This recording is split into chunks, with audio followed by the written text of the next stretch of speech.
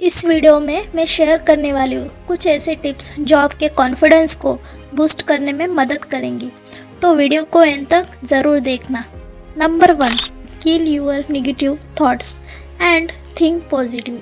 दोस्तों, जैसा आप सोचोगे वैसे ही आप फील करोगे। जैसे आपके माइंड में कोई पॉजिटिव थॉट्स आता है तो आप ऑटोमेटिकली आपको सब कुछ अच्छा लगने लग जाता है।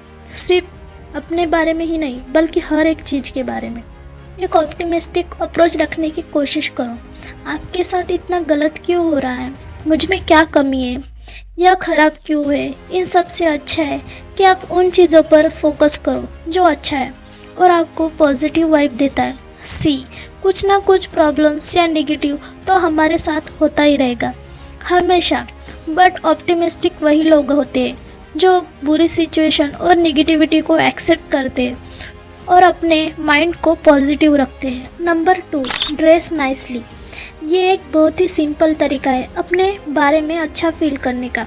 अगर आप अच्छे कपड़े पहनते हो तो आप ऑटोमेटिकली अच्छा फील करने लगोगे, because this is a psychological and scientifically proven.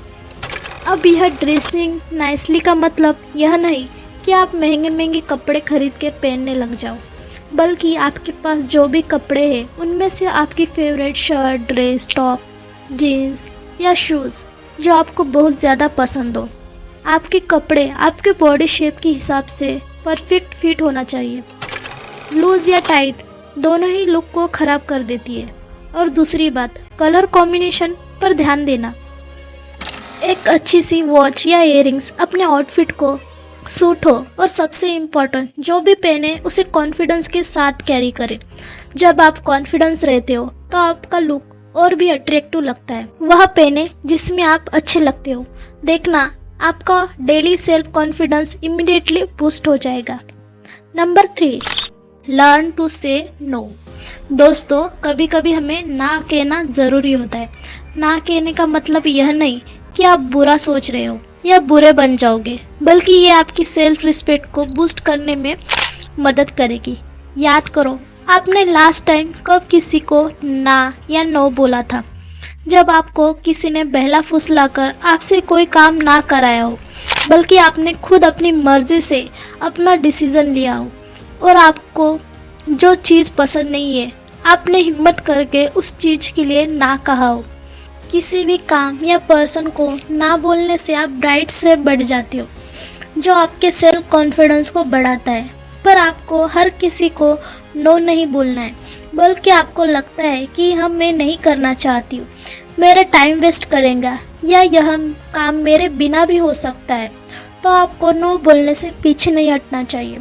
अगर कोई आपसे कुछ मांगता है जो आपके लिए ठीक नहीं है तो डायरेक्ट ना कह दीजिए। याद रखिए, आपकी खुशी और मेंटल पीस सबसे पहले आती है। Number 4, you don't need to prove yourself. सब लोग चाहते हैं कि लोग उनकी तारीफ करें, उन्हें बिल्कुल भी कम ना समझे, है ना? अपने व्हाट्सएप फैमिली ग्रुप में भी देख लो, कोई भी चीज़ हुई नहीं तुरंत फ़ोटो भेजना। जैसे एग्ज़ाम का रिज़ल्ट आया नहीं बट स्टेटस लगना शुरू। जैसे मैं अपने व्हाट्सएप फैमिली ग्रुप की ही बात करूं तो 45 लोग हैं उसमें।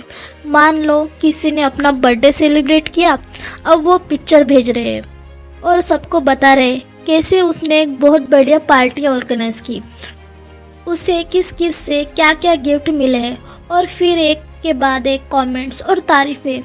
और ये सब देखकर बाकी सबको लगता है कि उन्हें भी कुछ ऐसा ग्रुप में भेजना चाहिए, वरना वो तो कम लगेंगे और बाकी सब सोचेंगे कि उन्हें तो कुछ आता ही नहीं है।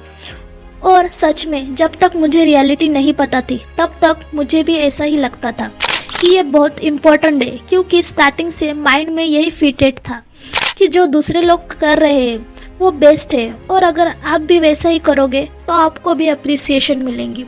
लेकिन अब तो मुझे रियलिटी पता है तो मुझे ये सब चीज़ें इतना इम्पैक्ट नहीं करती।